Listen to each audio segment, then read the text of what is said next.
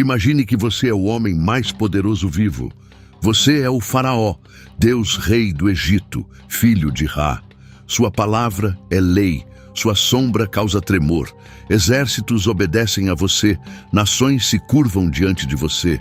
Milhões te chamam de divino. E então, certa manhã, um pastor entra na sua sala do trono. Um velho com um cajado e uma gagueira. Ele fala com você, o Deus vivo, como se fosse seu igual. Ele te diz para libertar seus escravos. Diz que o Deus dele o enviou. Você ri, você o dispensa, você endurece o coração. E então o Nilo se transforma em sangue, e você ainda diz não. Sapos cobrem cada centímetro do seu palácio. Eles sobem na sua cama, no seu pão, na sua taça. Você ainda diz não. Piolhos infestam todos os egípcios. Depois moscas em enxames. Depois uma doença mata todos os cavalos, todos os camelos, todos os bois. Depois feridas surgem na sua pele e na pele de cada pessoa ao seu redor. Depois, uma chuva de pedras de gelo cai do céu e destrói as suas plantações. Depois, gafanhotos devoram tudo o que o granizo deixou para trás. Depois, o sol desaparece por 3 dias, sem nuvens, sem tempestade. Escuridão total, como se o próprio universo tivesse decidido que o Egito não merecia mais a luz. 9 catástrofes, 9 momentos em que qualquer homem racional, qualquer homem com um pingo de bom senso, uma molécula de humildade, teria dito basta. Mas o faraó não, e então veio a 10ª. A pergunta não é o que aconteceu com o faraó. A pergunta é o que estava acontecendo dentro do faraó. E se a mesma coisa está acontecendo dentro de você. Antes de entendermos por que o faraó continuou dizendo não, precisamos entender quem ele acreditava ser. O faraó não era apenas um rei. Na teologia do Antigo Egito, o faraó era a encarnação viva de Horus, o deus falcão, senhor do céu. Quando morria, tornava-se Osíris, governante do mundo dos mortos. Ele era a ponte entre os deuses e a humanidade. Ele não era um homem que adorava deuses. Ele era adorado como um deus. Esse não é um detalhe pequeno. Isso é tudo. Quando Moisés entrou naquela sala do trono e disse: "Assim diz o Senhor, o Deus de Israel, deixe meu povo ir." Ele não estava fazendo um pedido político. Ele estava declarando guerra entre 2 deuses, o Deus de Israel e o Deus do Egito. E o faraó tinha milhares de anos de autoridade divina por trás dele. As pirâmides, a esfinge, o próprio Nilo. Tudo isso era a prova de que os deuses egípcios eram supremos. Os escravos hebreus não tinham nada, sem nação, sem exército, sem monumentos, apenas um Deus. O faraó não disse não porque era burro. Ele disse não porque tudo no mundo dele dizia que ele era o maior poder que existia. Há algo quase insuportável nos bastidores desse confronto. Moisés cresceu no palácio do faraó. Segundo historiadores antigos e a tradição rabínica, Moisés e o faraó podem ter sido criados juntos, talvez como irmãos. Algumas tradições sugerem que Moisés estava sendo preparado para a liderança no Egito antes da fuga para o deserto. Se isso for verdade, esse não foi apenas um confronto entre um escravo hebreu e um deus-rei egípcio. Foi um confronto entre 2 homens que se conheciam, que talvez já tivessem se amado um dia. Moisés esteve fora por 40 anos, 40 anos no deserto, e ele volta, mais velho, humilde, carregando apenas um cajado, e pede ao seu antigo irmão que se renda. Você consegue sentir o peso disso? Agora, antes de chegarmos às pragas, preciso te contar algo sobre Moisés que a maioria das pessoas pula. Porque sem isso, você não vai entender totalmente por que esse confronto foi tão intenso, tão pessoal, tão insuportável para os 2 homens. Moisés não era apenas um pastor que ouviu uma voz numa sarça ardente e apareceu no palácio com exigências. Moisés era, em todos os sentidos que importavam, um egípcio. Foi criado como um, educado como um, vestido como um. Falava egípcio antes de falar hebraico. Comia em mesas egípcias. Foi treinado nas artes egípcias, estratégia militar, administração, teologia. O homem que entrou naquela sala do trono já tinha caminhado por aqueles mesmos corredores como príncipe. E então algo aconteceu. Ele viu um guarda egípcio espancando um escravo hebreu. E algo dentro dele, algo enterrado, algo que ele tinha passado 40 anos tentando ignorar, se levantou. Ele matou o guarda, enterrou o corpo na areia, e no dia seguinte, 2 hebreus estavam brigando entre si, e quando Moisés tentou intervir, um deles se virou e disse: "Você vai nos matar também, como matou aquele egípcio?" O segredo veio à tona. Moisés fugiu. Não por ser covarde, mas porque a vida que ele tinha construído, a identidade que ele tinha formado, a versão de si mesmo que pertencia ao palácio, tinha acabado. Ele fugiu para o deserto, casou-se com uma mulher midianita, teve filhos, virou pastor. Passou 40 anos tentando se tornar uma pessoa completamente diferente. E então Deus apareceu numa sarça em chamas que não se consumia pelo fogo. E Deus disse: "Ouvi o clamor do meu povo, vi o sofrimento deles e estou te enviando de volta." Moisés disse: "Quem sou eu para fazer isso? Não sou ninguém. Eu gaguejo, não sou um orador. Por favor, mande outra pessoa." Deus disse: "Estarei com você." E então Moisés, com 80 anos, pastor, um homem com ficha criminal no Egito, um homem que tinha passado 40 anos se escondendo, voltou. Ele voltou ao palácio onde tinha crescido, de volta à sala do trono onde um dia tinha caminhado como príncipe, de volta para enfrentar um homem que talvez tivesse sido seu irmão. E ele disse: "Deixe meu povo ir." A ousadia daquele momento é quase impossível de descrever. Esse não é um homem confiante dando ordens. É um homem quebrado, trêmulo, obedecendo a um Deus em quem ele ainda está aprendendo a confiar, voltando ao lugar mais aterrorizante do mundo para ele, e fazendo isso mesmo assim. Esse era Moisés, não um super-herói, um homem que tinha medo e foi mesmo assim. Agora precisamos falar de algo que a maioria das pessoas não percebe. As 10 pragas não foram aleatórias. Elas não foram apenas castigos. Foram uma demolição teológica sistemática, deliberada e calculada de todo o panteão egípcio. Cada praga atingiu um deus egípcio específico. Deus não estava apenas libertando escravos. Ele estava expondo, uma por uma, a impotência de cada divindade que o Egito tinha colocado no lugar dele. Deixe isso entrar fundo. O Egito tinha mais de 2.000 deuses, 2.000 objetos de adoração, oração, sacrifício, devoção, e Deus iria desmontar todos, um de cada vez, diante de todos. O Nilo não era apenas um rio para o Egito. O Nilo era a própria vida. O Nilo era Hapi, o deus da cheia anual que tornava o Egito fértil. O Nilo era adorado, recebia sacrifícios, recebia orações há milhares de anos. Festivais inteiros eram feitos em torno dele. Quando o Nilo enchia na hora certa, era porque Hapi estava satisfeito. Quando não enchia, os sacerdotes ofereciam sacrifícios, faziam cânticos, realizavam rituais para acalmá-lo. Então, quando Arão estendeu o cajado sobre a água e ela virou sangue, todo egípcio entendeu que aquilo não era apenas um desastre natural. Era uma declaração. Seu Deus está sangrando, seu Deus está morrendo. Os peixes morreram, o rio começou a feder. Por 7 dias, nem uma gota de água limpa no Egito.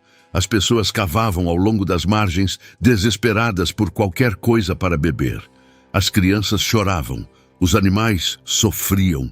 O cheiro de peixe podre pairava sobre a nação mais poderosa da terra. E a resposta do faraó? Ele se virou. Voltou para dentro do palácio. Recusou-se a pensar no assunto. A primeira reação a uma verdade incômoda é quase sempre a mesma: dar as costas e se recusar a pensar nela. Pergunte-se com sinceridade: quando você já fez isso? Quando algo aconteceu na sua vida que apontava claramente para uma verdade que você não estava pronto para encarar, e em vez de ficar com aquilo, você se virou, voltou para dentro e encontrou outra coisa para focar? O faraó tinha uma desculpa que facilitava as coisas. Os mágicos dele conseguiram repetir a praga. Eles também transformaram água em sangue. Então ele disse a si mesmo: talvez isso seja só magia egípcia. Talvez meus deuses sejam tão poderosos quanto. Talvez não haja com o que se preocupar.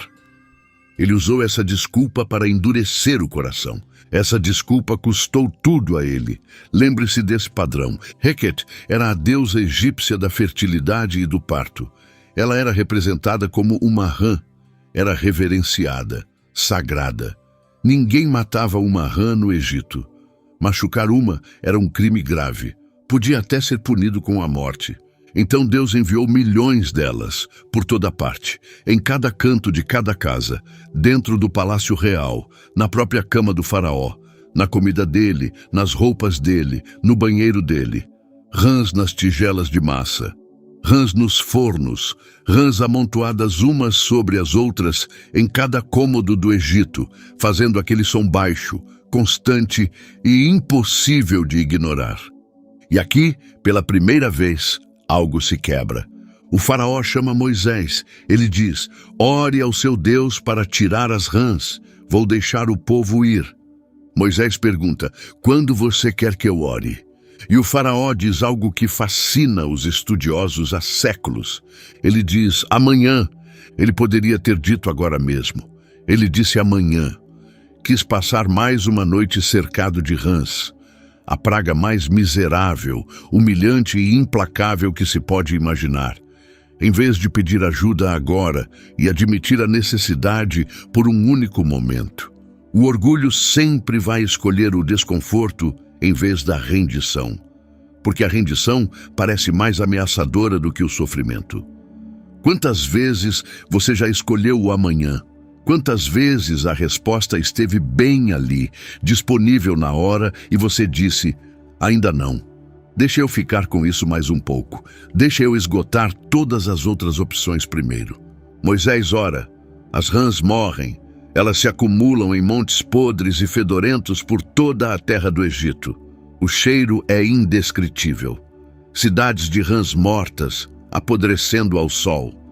E então, Êxodo 8:15 diz: mas vendo Faraó que havia descanso, endureceu o seu coração.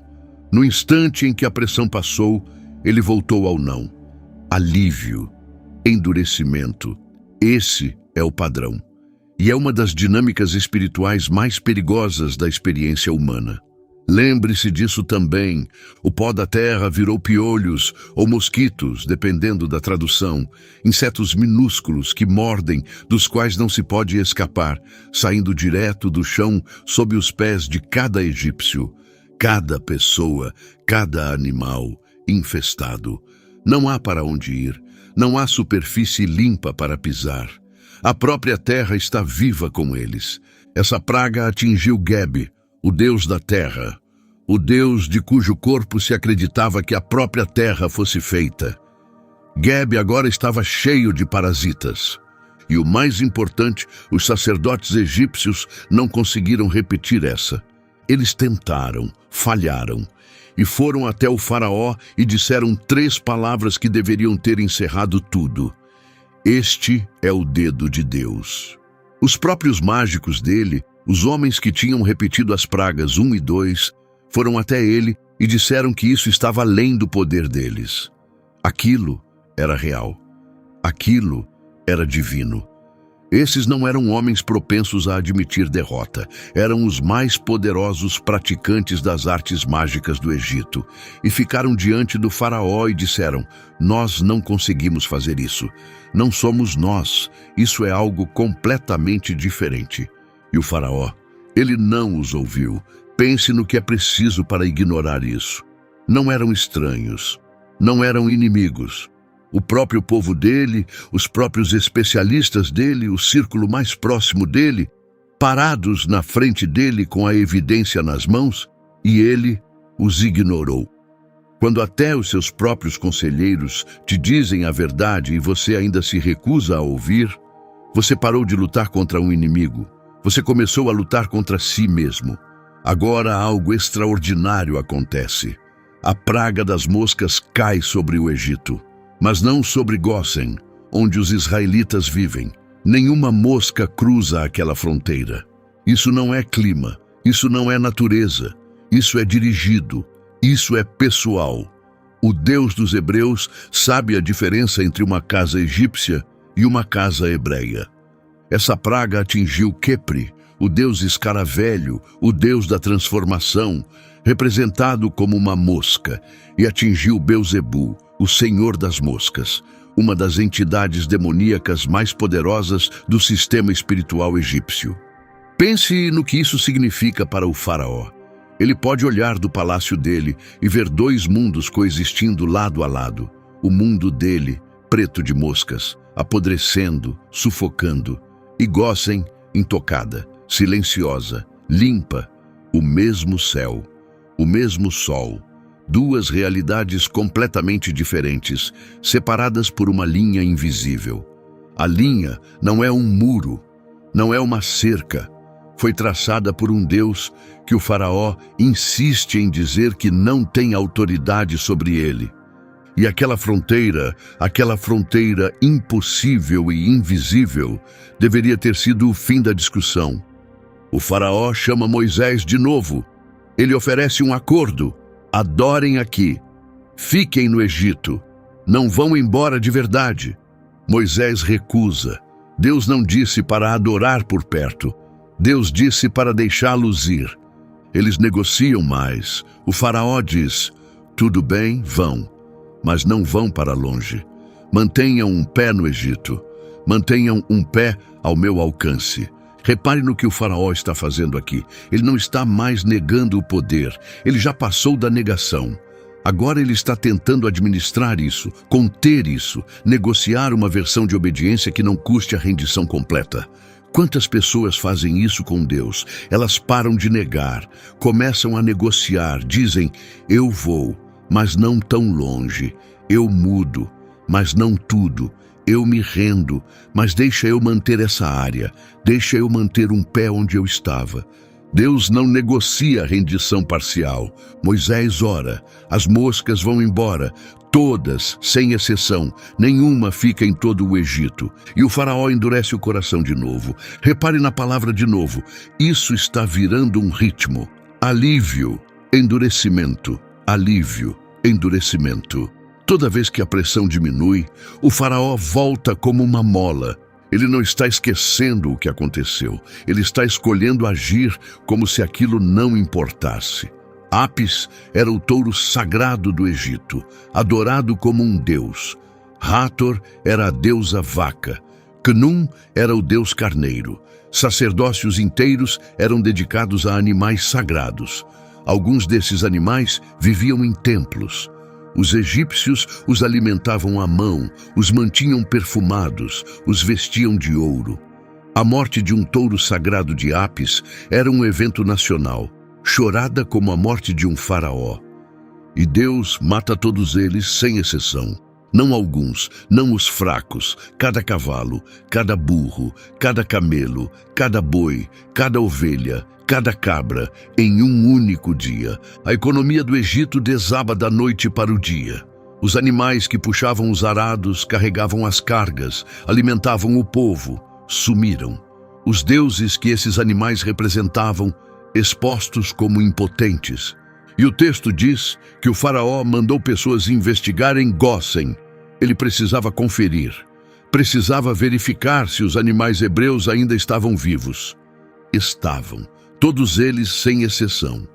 Ele teve a prova que pediu, uma investigação inteira ordenada por ele mesmo, voltando com a confirmação exata do que Moisés tinha prometido.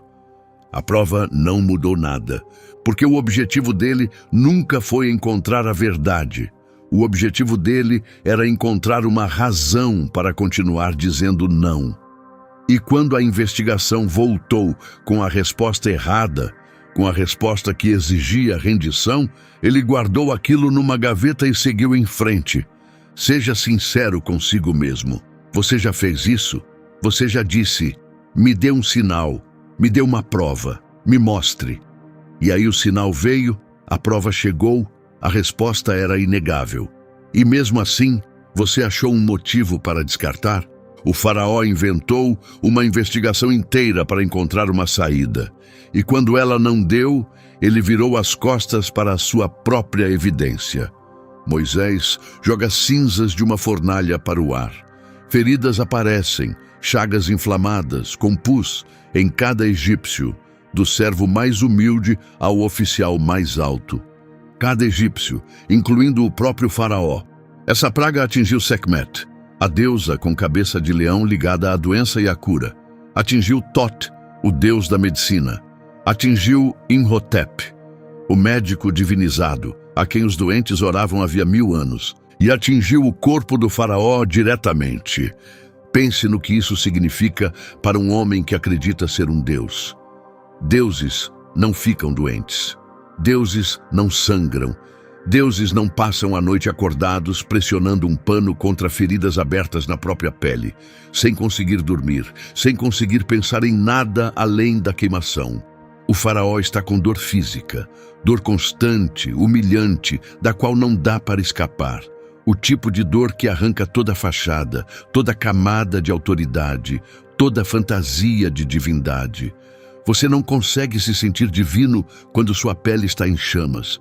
E os mágicos, os homens em quem ele se apoiou para responder a cada sinal, para manter a ilusão de que o poder egípcio podia se igualar ao Deus de Israel, não conseguem nem ficar de pé. Os corpos deles se voltaram contra eles. Eles não aparecem para esse confronto. Fisicamente, eles não conseguem. Pela primeira vez nessa história, o faraó está sozinho, sem contra-argumento, sem repetição, sem conselheiros ao seu lado, oferecendo explicações alternativas. Apenas um homem com feridas na pele e um Deus que as colocou ali. E aqui o texto traz algo novo. Pela primeira vez ele diz que Deus endureceu o coração do faraó, e não apenas que o faraó o endureceu por conta própria. Vamos tratar disso a fundo muito em breve, porque isso levanta a pergunta teológica mais importante de toda essa história. Por enquanto, o faraó, coberto de feridas, com dor, abandonado pelos seus mágicos, ainda diz não. Antes do granizo, Deus dá um aviso. Toda pessoa ou animal que ficar do lado de fora vai morrer. E alguns dos próprios servos do faraó escutam. Eles trazem tudo para dentro. Esse detalhe é enormemente importante e quase ninguém fala sobre ele. Mesmo dentro da casa do faraó, mesmo dentro do círculo mais próximo do homem mais poderoso da terra, há pessoas capazes de responder ao aviso. Elas ouviram a mesma coisa que o faraó ouviu. Viram as mesmas pragas que o faraó viu e fizeram uma escolha diferente. A diferença entre eles e o faraó não é inteligência, não é acesso à informação, não é proximidade da evidência. Eles estavam parados no mesmo palácio. A diferença é a postura do coração. Essa praga atingiu Nut, a deusa do céu, atingiu Shu, o deus da atmosfera, atingiu o próprio Osíris, deus das colheitas e da agricultura. O granizo veio de um céu que os deuses do Egito deveriam controlar. O granizo cai. Fogo corre pelo chão junto com ele. Raios caindo tão rápido e tão repetidamente que o próprio chão parece estar pegando fogo. A pior tempestade da história registrada do Egito. As plantações que tinham sobrevivido a tudo mais, destruídas. As árvores ficam sem nada. A terra que já tinha sido devastada vez após vez, devastada outra vez. E o faraó faz algo inesperado. Ele chama Moisés e diz, pela primeira vez, com alguma especificidade real: pequei desta vez. O Senhor é justo e eu e o meu povo somos perversos. Moisés ouve as palavras, mas Moisés também ouve o coração por trás das palavras. Ele é um dos homens espiritualmente mais perceptivos que já existiram e olha para o faraó e sabe. Ele diz ao faraó: Eu sei que você ainda não teme o Senhor Deus, como Moisés sabia, porque o arrependimento verdadeiro não soa como uma negociação. O arrependimento verdadeiro não espera o granizo parar para começar. O arrependimento verdadeiro não calcula quanto vai custar a confissão. O faraó disse todas as palavras certas, mas palavras ditas sob pressão não são arrependimento, são encenação. Uma confissão de crise que evapora no momento em que a crise passa. Moisés ora, o granizo para, o trovão cessa, o chão deixa de queimar, e o faraó endurece o coração. Ele fez exatamente o que Moisés disse que faria. A confissão foi real no momento. O terror foi real. A dor foi real. Mas não foi transformação. Foi um desconforto temporário produzindo palavras temporárias. E no instante em que o desconforto acabou, as palavras também acabaram. Antes de chegarem os gafanhotos, algo notável acontece. Os próprios oficiais do faraó, sua corte, seus conselheiros, os homens que estiveram ao lado dele durante 9 pragas, vão até ele e dizem: até quando esse homem será uma armadilha para nós? Deixe os homens irem, para que sirvam ao Senhor, o Deus deles. Você ainda não percebeu que o Egito está arruinado? O próprio gabinete dele, não Moisés, não o Deus de Israel, o próprio povo dele, os homens cuja lealdade a ele tinha sido absoluta, os homens cujo poder, riqueza e posição estavam ligados ao dele, estão dizendo a ele que acabou. Eles não estão pedindo, estão implorando. O Egito está arruinado. Isso não é exagero, é uma avaliação. Depois de 9 pragas, a nação mais poderosa da terra foi reduzida a ruínas. E mesmo agora, o faraó tenta negociar. Tudo bem, quem exatamente quer ir? Moisés diz: todos nós, jovens e velhos, filhos e filhas, rebanhos e gado, todos e tudo. O faraó diz: de jeito nenhum, só os homens, as mulheres e crianças ficam, os animais ficam. Ele ainda acha que tem uma vantagem, ainda acha que pode controlar os termos. Depois de 9 pragas, uma nação arruinada e o próprio gabinete implorando para ele parar, ele ainda acha que está em posição de negociar. Os gafanhotos chegam, um vento os traz do leste. Eles cobrem a face de toda a terra de modo que ela escurece. Tudo o que o granizo não tinha destruído, devorado. Cada árvore, cada folha de grama, cada coisa verde que restava no Egito. A terra fica preta. Essa praga atinge Osíris de novo, deus da agricultura e da colheita, e atinge Serapis, o deus que protegia contra os gafanhotos. Cadê Serapis? Em silêncio, ausente, sem poder. O faraó chama Moisés outra vez. Pequei contra o Senhor seu Deus e contra você. Perdoe-me só desta vez. Só desta vez. Mesmo agora ele está negociando. Mesmo agora ele está calculando. Essa não é a oração de um homem quebrado, é uma transação. Moisés ora, um vento oeste empurra os gafanhotos para o Mar Vermelho, nenhum permanece em todo o Egito, e o Senhor endureceu o coração do faraó. 3 dias, escuridão completa, total, absoluta, não uma tempestade, não um eclipse, não nuvens. O texto diz que a escuridão podia ser sentida, um peso físico e opressor pressionando cada egípcio. Por 3 dias, eles não conseguiram se ver, não conseguiram se mover. Ficaram onde estavam no escuro por 3 dias. Essa praga é o ataque mais pessoal de todos. Porque Ra não era apenas um deus entre os deuses do Egito. Ra era o Deus Supremo, a fonte de toda a autoridade divina, a razão pela qual o universo funcionava. E o faraó era filho dele, o filho de Ra. A divindade dele vinha inteiramente da relação com o sol. Por 3 dias, o sol sumiu.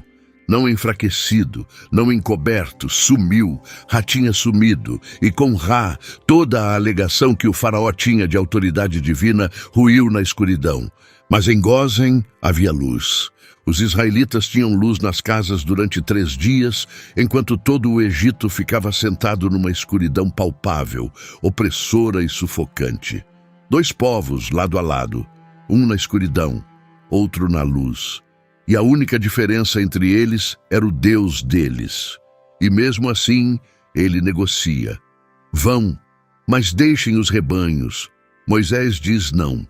Tudo vai com a gente. Ainda não sabemos exatamente do que vamos precisar para a adoração de Deus. Então tudo vai.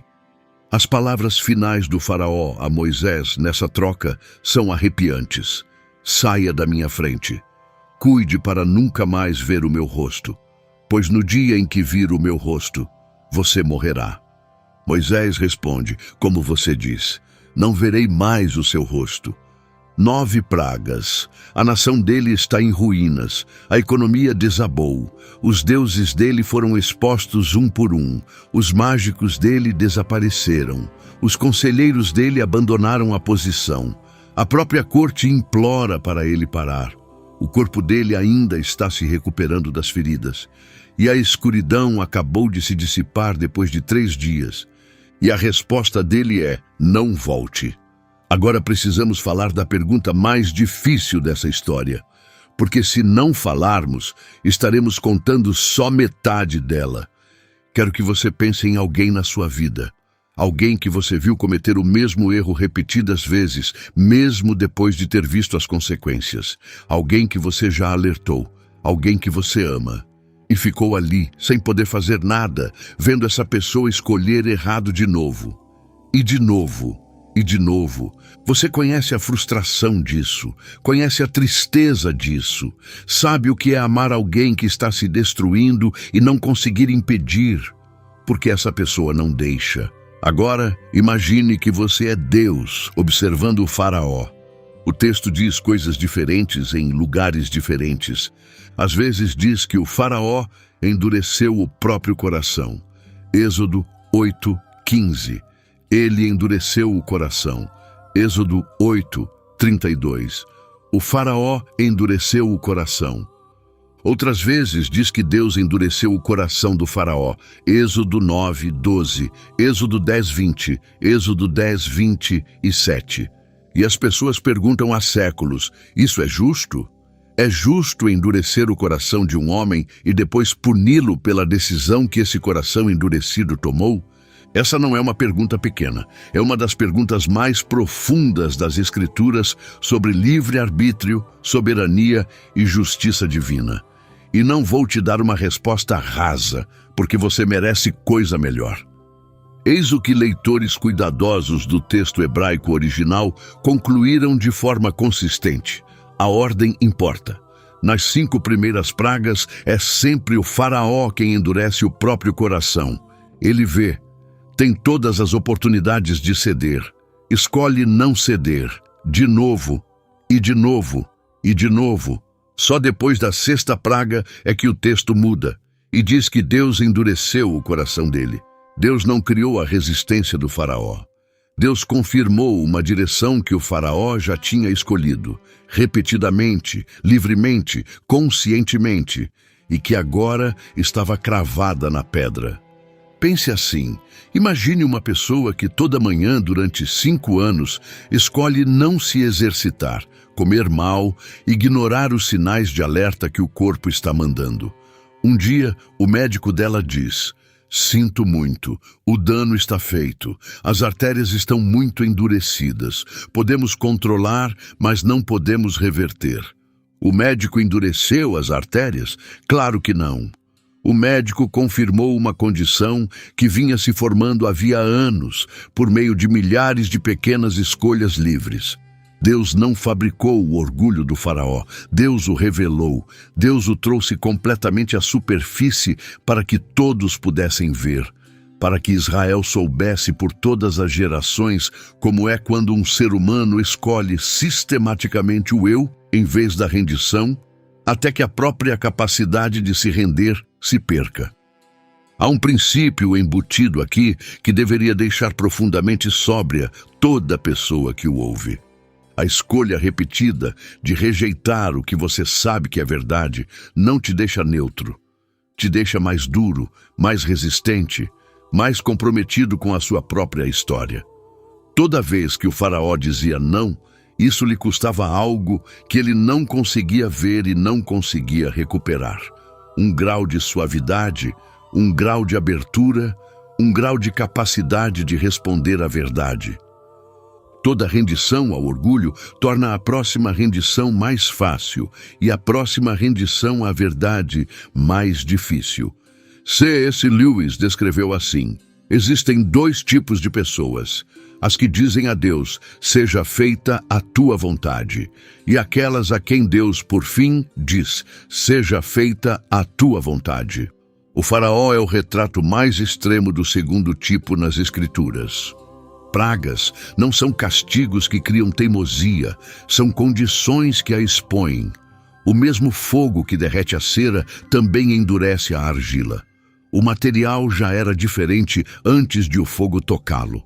O fogo só revelou o que já estava ali. A pergunta não é o que o fogo fez ao faraó.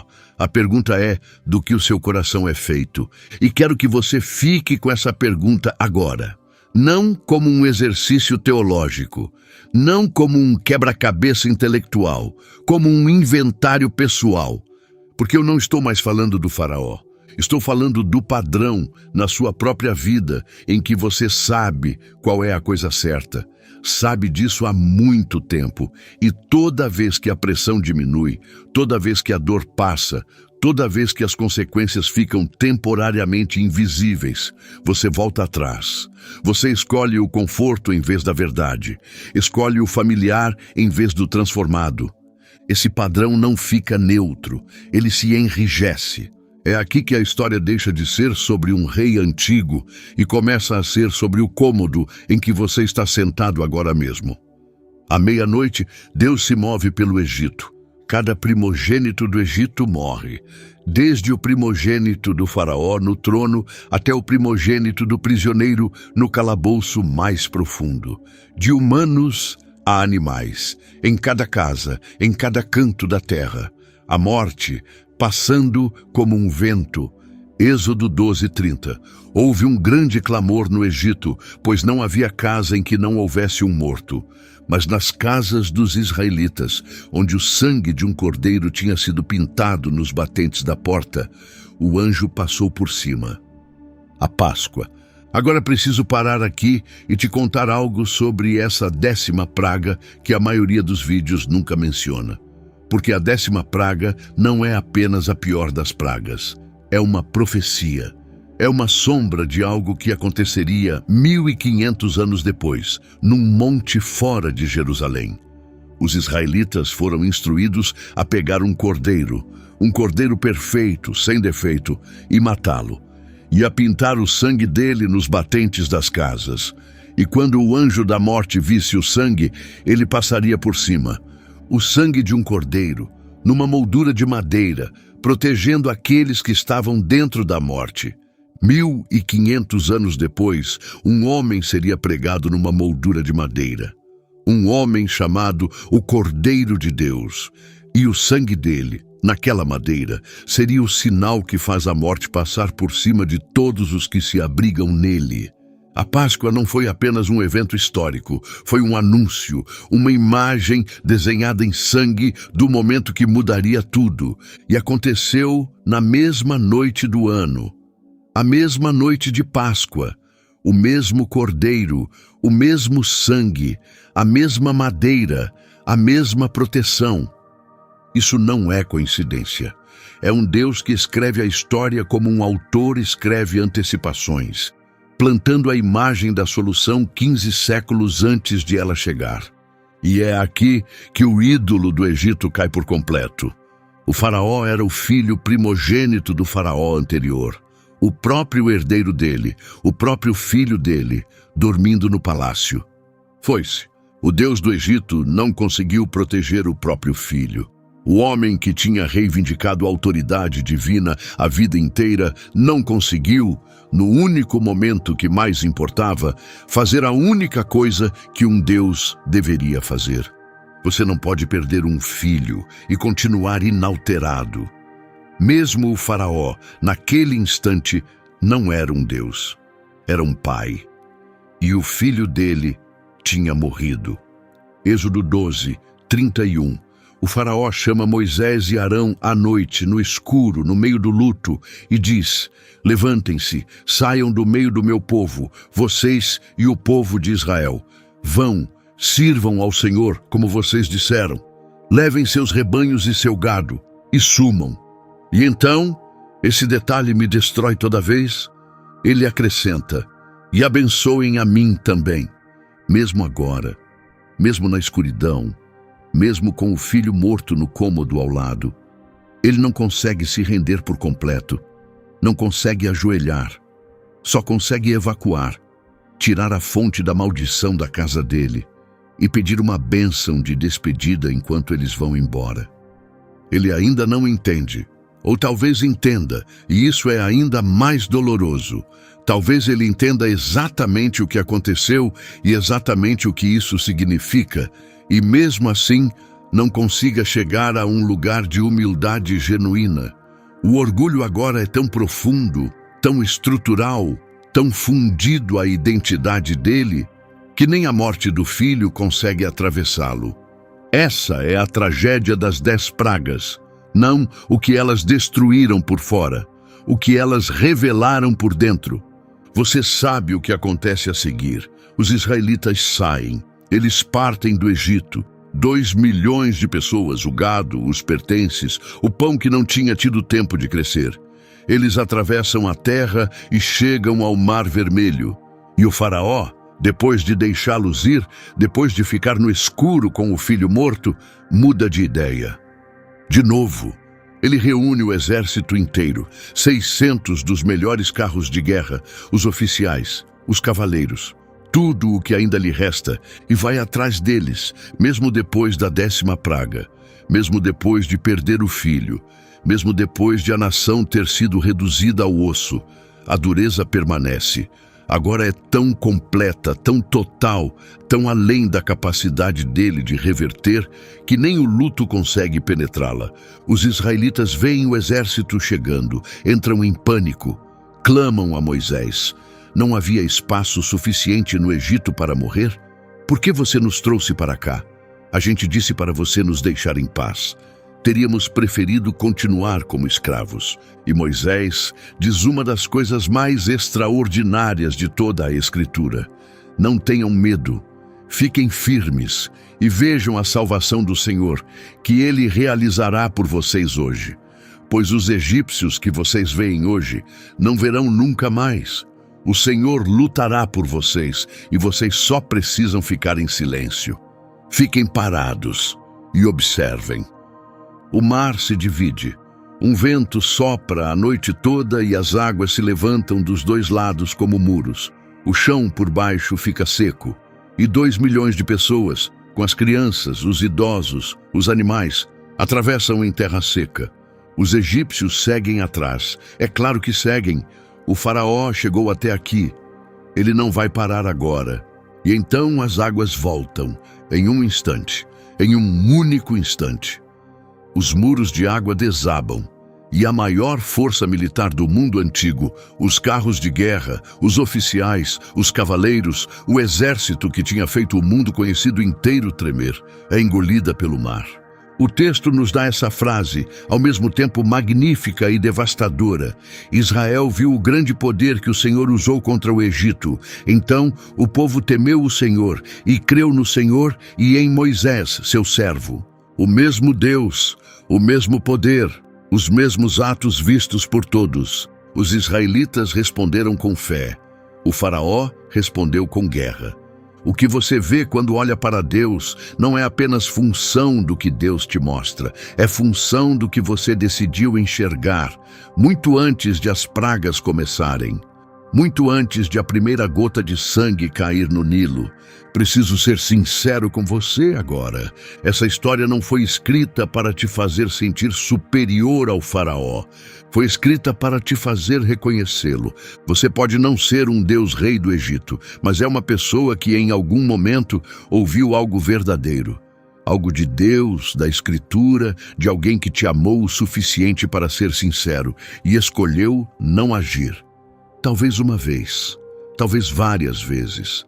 Talvez você tenha um padrão que não para de ser mostrado a você, e cada vez que a pressão passa, você endurece de novo. Pense nisso. Cada vez que o faraó teve alívio da pressão, ele endureceu. As rãs morreram, ele endureceu. O granizo parou, ele endureceu. Moisés saiu da sala, ele endureceu. O alívio é, na verdade, um dos momentos espirituais mais perigosos que um ser humano pode viver, porque o alívio tira a urgência, e sem urgência, o orgulho recupera o trono. Em silêncio, sem se anunciar, sem drama, ele só volta a se acomodar e diz: viu, você está bem. Foi temporário. Você não precisa mudar nada. E você acredita, porque você se sente bem, porque a pressão acabou, porque a crise passou. Até a próxima praga.